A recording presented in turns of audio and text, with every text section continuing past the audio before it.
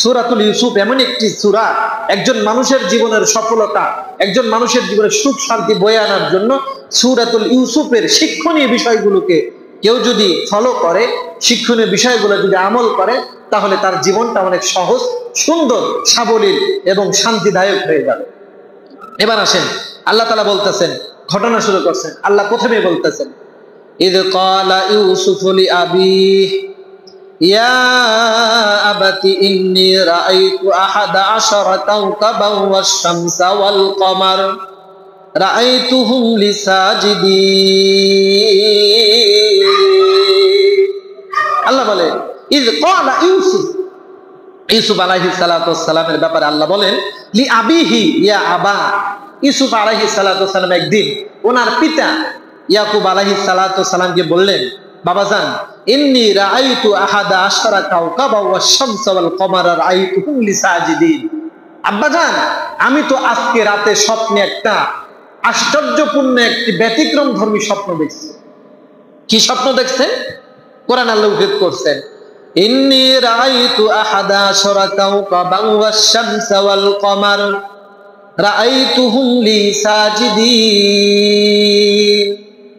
হযরত ইউসুফ আলাইহিস সালাতু ওয়াস সালাম ইয়াকুব আলাইহিস সালাতু ওয়াস সালামকে বলে, আব্বা, আজকে রাত্রে বেলায় ঘুমের মধ্যে আমি স্বপ্ন দেখলাম, আকাশের মধ্যে লক্ষ লক্ষ কোটি কোটি তারকারাজির মধ্যে থেকে হঠাৎ করে বাছাই করা সুন্দর 11টি তারকা হঠাৎ করে আকাশ থেকে টপ টপ করে জমিনের মধ্যে পড়ে গেল। রাআইতুহুম লি সাজিদিন। শুধু 11টা শুধু তারকাই পড়ল না, আকাশের মধ্যে তারকার পরে 2টি বস্তু, 2টি গ্রহ, সবচাইতে বড় একটি হচ্ছে চাঁদ, একটি সূর্য। ইউসুফ আলাইহিস সালাতু ওয়াস সালাম বলে, আব্বা জান, আমি স্বপ্নে দেখলাম আকাশের 11টা তারকাই শুধু খুলে পড়ল না, চাঁদ এবং সূর্যটাও জমিনের মধ্যে লুটায়া পড়ল। এবার যখন লুটায়া পড়ল জমিনের মধ্যে, আমি দেখলাম, ইন্নী রাআইতু আহাদা আশারা কাওকাবান ওয়াশ-শামসা ওয়াল কমার। এটাই শুধু আমি দেখলাম না, রাআইতুহুম লি সাজিদিন। আকাশের সূর্য, আকাশের তারকা এবং 11টি তারকা আকাশ থেকে জমিনে পড়ার পর সুন্দর করে মানুষের ভঙ্গিমায় 11টি তারকা এবং চন্দ্র এবং সূর্য আমার কদমে পড়ে আমাকে সিজদা করা আরম্ভ করলো। কি করলো? সিজদা করা আরম্ভ করলো। এখন একটু জিনিস চিন্তা করেন যে ইউসুফ আলাইহিস সালাতু ওয়াস সালাম ছোট বাচ্চা, এখনো তার বালেগ হয় নাই, বুৎপত্তি হয় নাই, অথচ এত ছোট্ট বাচ্চাদের স্বপ্নটা দেখছে। এটা তো মর্মান্তিক, একটা ভয়ঙ্কর এবং গুরুত্বপূর্ণ একটি স্বপ্ন। কারণ আসমানের এত বড় বড় তারকারাজি তাও যেন তেন তারকারাজি না। এই তারকারাজির নামগুলো বিশ্বনবীর কাছে বুস্তানাহ ইয়াহুদি নামে ইয়াহুদি বলল, রাসূল, আপনাকে আমি একটা বিষয়ে পরীক্ষা করতে চাই, আপনি যদি আমার পরীক্ষাতে যদি পাশ করেন, আমার যদি প্রশ্নগুলোর উত্তর দিতে পারেন, তাহলে আমি আপনার কাছে কালেমা পড়ে মুসলমান হই। রাসূল বললেন, ঠিক আছে, তোমার কি চাও আমাকে বলো। তখন ওই বুস্তানা ইহুদি বলে, রাসূলুল্লাহ, আমার একটা প্রশ্ন হচ্ছে, ইউসুফ আলাইহিস সালাতু ওয়াস সালাম ছোটবেলায় স্বপ্ন দেখেছিল 11টা তারকারাজি ইউসুফ নবীকে সাজদা করতেছে।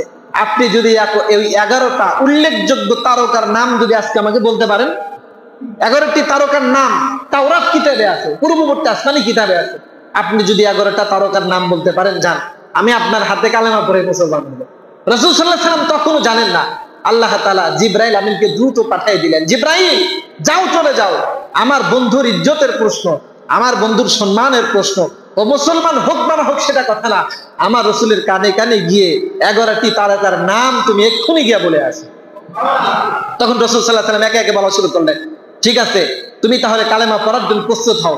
প্রথম তারকার নাম হচ্ছে জিরয়ান, প্রথম তারকার নাম জিরয়ান। দ্বিতীয় তারকার নাম হচ্ছে তারিক। তৃতীয় তারকার নাম হলো দাইয়াল। চতুর্থ তারকার নাম হচ্ছে জুলফাতিফাইন। পঞ্চম তারকার নাম কাবিস। ষষ্ঠ তারকার নাম আসসাদ। সপ্তম তারকার নাম হচ্ছে উমুদান। অষ্টম তারকার নাম হচ্ছে ফালিক। নবম তারকার নাম মুসবিহ। দশম তারকার নাম হচ্ছে সারুক।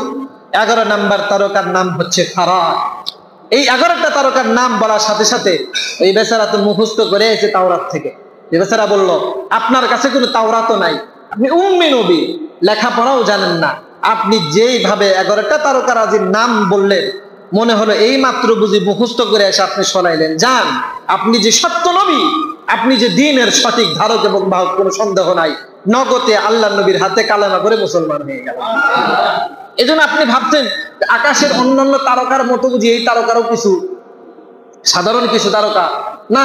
আকাশের মধ্যে এত কোটি কোটি তারকার মধ্যে কিছু তারকা যখন উদয় হয় পৃথিবীতে সৌভাগ্য বহন করে, কিছু কিছু তারকা যখন উদয় হয় মানুষের জন্য দুর্ভাগ্য বহন করে।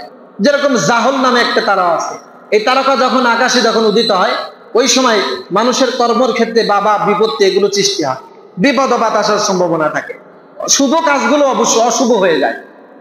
আবার যখন মুশতারি নামে একটা তারকা আছে, ওই তারকার সময় যদি আপনি যদি কোনো ঝাড়ফুঁক, তাবিজ অথবা যে কোনো কিছু যদি লেখেন, ওইটার মধ্যে আলাদা একটু শুভ ভাব তৈরি হয়।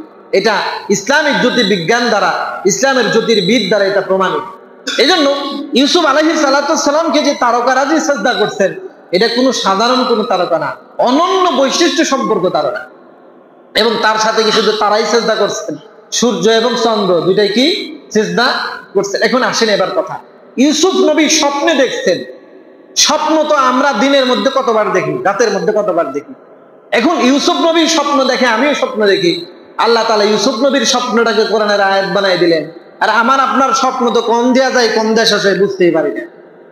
এখান থেকে একটা জিনিস বোঝেন, আরো সামনে স্বপ্নের ব্যাপারে অনেক কথা আসবে। এই সূরার মধ্যে স্বপ্নের অনেক বিষয় আছে, প্রত্যেক ঘটনার সাথে একটা করে স্বপ্ন আছে। এখন একটা জিনিস বোঝেন, এই সূরার সাথে স্বপ্নের সাথে কি সম্পর্ক?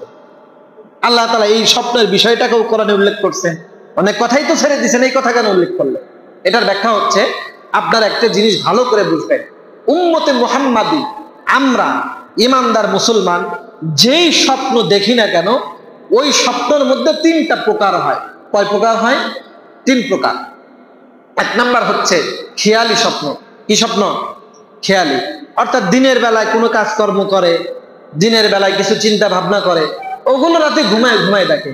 এটাতে শরীয়তে কোনো এটার বিধান নাই। 2 নাম্বার স্বপ্ন হচ্ছে রুইয়াতে শয়তানি, তথা শয়তানের পক্ষ থেকে ভীতি দেখায়। দেখবেন মাঝে মধ্যে আপনাকে আগুন ধরে পোড়ায় ফেলতেছে, পানির মধ্যে ডুবে যাচ্ছেন, কখনো কখনো মনে করেন যে আপনি কেউ আপনাকে হত্যা করতেছে, ভয় দেখাইতেছে, ভূত দেখতেছেন, ভয় পাচ্ছেন। এগুলো স্বপ্ন সাধারণত শয়তানের পক্ষ থেকে হয়, এগুলো তো শরীয়তের কোনো বিধান নাই। 3 নাম্বারের স্বপ্ন হচ্ছে রুইয়াতে রব্বানি, তথা মহান রব্বুল আলামিনের পক্ষ থেকে কিছু স্বপ্ন দেখানো হয়। এই যে 3 নাম্বারের স্বপ্ন, এটাতে শরীয়তের হুকুম আছে। হুকুম কি? এই স্বপ্ন যখন আপনি দেখবেন, রাসূলুল্লাহ সাল্লাল্লাহু আলাইহি সাল্লাম বলেন, এই যে স্বপ্ন জুজআম মিন সিত্তিম ওয়ারাদাইনা জুজআম মিনাদ নবুওয়া, রাসূল আকরাম সাল্লাল্লাহু আলাইহি সাল্লাম বলেন, এই যে সত্য স্বপ্ন আমার উম্মতের কেউ যদি দেখে, তাহলে আমার নবুয়তের 46 ভাগের 1 ভাগ তার স্বপ্ন সমতুল্য। বলেন সুবহানাল্লাহ। তাহলে আমি আপনি যে স্বপ্ন দেখি, এই স্বপ্ন আল্লাহর নবী তার নবুয়তের সাথে জড়িত হয়েছে। কিন্তু দুর্ভাগ্য ব্যাপার হচ্ছে, এই যে স্বপ্নগুলো আমরা দেখি, এগুলো নিয়ে আমাদের কোনো মাথা ব্যথা নাই। কিন্তু একটা জিনিস মনে রাখবে, স্বপ্ন আপনাকে আল্লাহ তাআলার ফজল এবং করমের বদলতে আপনাকে দেখানো হয়। হয়তো আপনার সামনে কিছু বিপদ আপদ মুসিবতের আগাম খবর আপনাকে দেওয়া হয়, অথবা আপনার কোনো ভালো কোনো বিষয়কে আগেই আপনাকে জানায় দেওয়া স্বপ্নের মাধ্যমে। কিন্তু আমরা স্বপ্ন পেয়ে কি করি? খেলা করি, এমন মানুষের কাছে গিয়ে বর্ণনা করি যে মানুষটা আমার হিতাকাঙ্ক্ষী। একটা জিনিস মনে রাখবেন, কখনো আপনি যদি খারাপ কোনো স্বপ্ন দেখেন, তাহলে ওই স্বপ্নটা আপনি কোনো মানুষের কাছে বর্ণনা করবেন না। কেন বর্ণনা করবেন না? রাসূল সাল্লাল্লাহু আলাইহি ওয়াসাল্লাম হাদিসের মধ্যে বলেন, তাই বনি আদমের স্বপ্ন পাখির পায়ের সাথে ঝুলন্তর মতো। তাই যখন স্বপ্নটা কারো কাছে বলে দেয়, পাখি যেরকম তার পা থেকে কিছু জিনিস এরকম ছেড়ে দিলে সোজা মাটিতে পড়ে, ওটার অস্তিত্ব বিলীন হয়ে যায়, আপনার স্বপ্নটাও যদি আপনি অযোগ্য কোনো মানুষের কাছে যদি বর্ণনা করেন, ওই লোকটা যা বলবে আপনার স্বপ্নের ব্যাখ্যা তাই হবে। কথা বুঝতে পারছেন? এখন আপনি এমন লোকের কাছে গিয়ে বললেন, অথচ অনেক স্বপ্ন বাহ্যিক দৃষ্টিতে খারাপ দেখা যায়, অথচ ওই স্বপ্নের মধ্যে অনেক ভালাই থাকে। কিন্তু আপনি এমন মানুষের কাছে গিয়ে স্বপ্ন বলছেন যে মানুষটা আপনার জীবনেও ভালো চায় না, তাহলে আপনার ভালো স্বপ্নের ব্যাখ্যাও খারাপ হয়ে যাবে। কিন্তু আরেকটা ব্যাপার হচ্ছে যে আপনি স্বপ্ন দেখছেন, ঘুমের মধ্যে আপনি ভয় পাইছেন, এই স্বপ্নের বিধান কি? রাসূল সাল্লাল্লাহু আলাইহি ওয়াসাল্লাম বলছেন, কখনো যদি কোনো বাজে স্বপ্ন, খারাপ স্বপ্ন যদি তোমরা ঘুমের মধ্যে যদি দেখে ফেলো, তাহলে সঙ্গে সঙ্গে তোমরা বাম কাতে ফিরবে। কোন কাতে ফিরবেন? বাম কাতে। বাম কাতে ফেরার পর বাম দিকে 3 বার থুতু ফেলবেন। কি ফেলবেন? থুতু ফেলবেন। থুতু ফেললে আপনার ওই যে খারাপ স্বপ্ন যেটা দেখছেন, শয়তান যেটা আপনাকে দেখাইছে, শয়তান যেটাকে আপনাকে দেখায় ভীতি সৃষ্টি করছে, আল্লাহ তাআলা ওই খারাপ স্বপ্নের যে খারাপ প্রভাব আছে ওইটার থেকে আল্লাহ তাআলা আপনাকে মুক্তি দান করবে। এই জন্য আমরা সতর্ক থাকব, যখনই ঘুমের মধ্যে এরকম খারাপ স্বপ্ন দেখে ফেলবো, তখন আমরা 3 বার বাম দিকে থুতু ফেলবো। কোন দিকে থুতু ফেলবো? বাম দিকে। আবার ওইভাবে থুতু ফেলেন না যে বামে আপনার স্ত্রী শুয়ে আছে, একদম থুতু মুখ ভর্তি দিয়ে তারা একবারে বাসায় দিবেন, এরকম না। হালকা হালকা করে থু থু করে এরকম 3 বার থুতু ফেল, তাহলে স্বপ্নের যে কি ক্ষতি আছে ওইটা থেকে হেফাজত। দ্বিতীয়ত, ভালো স্বপ্ন আপনি তার কাছেই বর্ণনা করেন যে ব্যক্তি স্বপ্নের ব্যাখ্যা সম্পর্কে জানে, যে ব্যক্তি স্বপ্নের ব্যাখ্যা করতে পারে, অথবা এমন ব্যক্তির কাছে আপনি স্বপ্নগুলো বর্ণনা করেন যেই ব্যক্তি আপনার হিতাকাঙ্ক্ষী, আপনাকে ভালো কিছু দিবে, তার কাছে বলেন, খারাপ কারো কাছে বলেন না। বললে কি হবে? যেটাই ব্যাখ্যা করে ওইটাই কি হয়ে যাবে। এখন একটা জিনিস হচ্ছে, স্বপ্ন এমন একটা বিষয়, আপনি মনে করতেছেন এমন একটা স্বপ্ন দেখলাম, এটার ফল মনে হয় খুব খারাপ হবে, আপনি কোন হুজুরের কাছ থেকে তার সঠিক ব্যাখ্যা জেনে নিলেন না, এটার দ্বারা আপনি বড় একটা বিষয় থেকে মাহরুম হয়ে যাবেন।